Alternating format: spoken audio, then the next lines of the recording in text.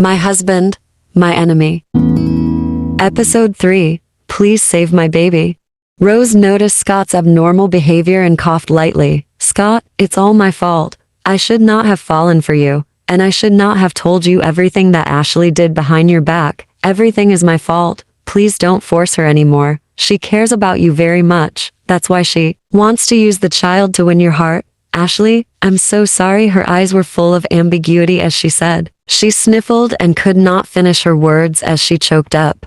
Rose Fisher, just drop the act. You're the most shameless woman I've ever seen in my whole life. Ashley scoffed and stood up. She walked toward Rosalie and said with a cold smile, In your mind, I'm only a child whom Dad and Mom had adopted from the orphanage. My whole life exists because of them, so I have to do everything I can to repay their kindness, right? That's true. I am forever indebted to them, but I don't owe you anything. Don't ever think of owning the man I love. He will never be yours, ever. Just give up already. Sis, I have never thought that way. Rose showed a frightened expression. She was crying pitifully, with tears all over her face. Scott's expression darkened. He stepped forward and stood in front of Ashley. You don't have the say in whether to keep the child or get a divorce. After that, he took out his mobile phone and gave an order. A few tall and strong men in black rushed in and dragged Ashley to the operating theater without any hesitation. Ashley struggled to break free of them. Tears were rolling down her cheeks. However, she was no match for those strong men. Just like that,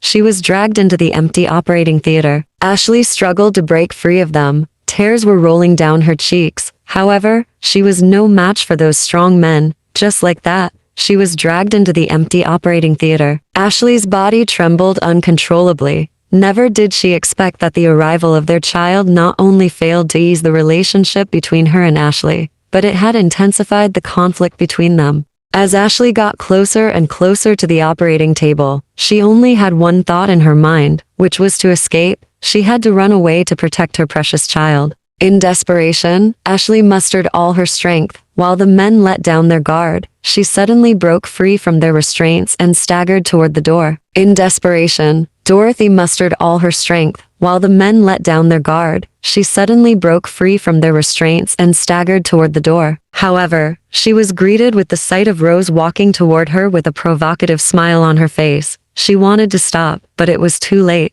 Soon, she felt a sharp pain in her chest. The pain was so excruciating that she bent down and collapsed to the ground. Gradually, she lost consciousness. When Ashley regained consciousness, she felt a pang of unbearable pain, and her eyelids were so heavy that she could not open her eyes. She struggled for a long time before she could open her eyes. When Ashley regained consciousness, she felt a pang of unbearable pain, and her eyelids were so heavy that she could not open her eyes. She struggled for a long time before she could open her eyes. She realized that she was in a ward. At the thought of her baby, she subconsciously put her hand on her abdomen and caressed it. She felt a mixture of pain, joy and pain. It did not matter if Scott did not love her. At least, she still had her child. However, her joy was short-lived. The next moment, Rose appeared in front of her. Ashley's expression morphed almost instantly. She frowned at Rose, asking, "What are you doing here? Do you want to hurt me again?" As her memory slowly returned, Dorothy recalled the scene before she fainted. It was Rosalie who gave her a hard push when nobody was looking. As a result, Ashley fell to the ground and passed out. Ashley was well aware that her sister, whom she had grown up with, was not as innocent and harmless that she appeared to be. Rose walked over and stared at Ashley's abdomen for a long time. I used all my strength to push you,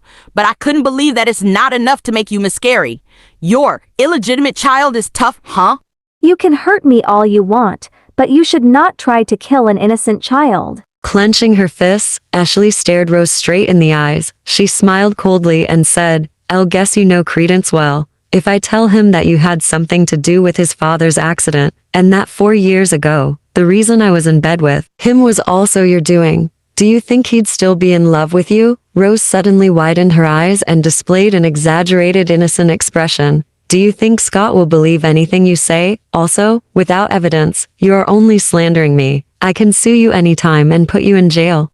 You know very well in your heart about the truth." Ashley narrowed her eyes and scoffed. spare me your nonsense. One day, you will be punished for the things that you have done. Rose remained silent. There was a vicious look in her eyes. Since Ashley was so headstrong, it seemed that she had no choice but to do it the hard way. Rose shifted her gaze and spotted a glass on the table. Then, she picked it up and slowly released her hand, letting it slip from her palm. The glass shattered into pieces. She proceeded to pull out a small knife from her bag and walk toward Dorothy. She said smugly, "It seems like you refuse to give up on Scott. Fine, let's make a bet. We'll see who he will choose." Fine, let's make a bet. We'll see who he will choose among us. Seeing Rose approaching her with a knife in her hand, Ashley quickly propped herself up and climbed out of the bed. Dodging the knife, she had her back against the wall and said with a sneer, Rose, you always failed in our fighting, even if I'm pregnant now. Do you think it would be that easy to kill me? Do you think I'm that stupid? Scott would only see me as a vicious person if I kill you. Bright red blood spurted out from the wound on her abdomen. Her white dress was instantly stained red. It was a ghastly sight. At that point, Ashley finally understood everything. Rose had always hated the color white. She had chosen to wear a white dress to the ward, so that Scott would notice her miserable condition immediately, making Dorothy the scapegoat. After figuring out Rose's ulterior motive, Ashley curled her lips into a sneer. With such poor acting, Scott could easily throw Rosalie if he paid a little more attention. Details.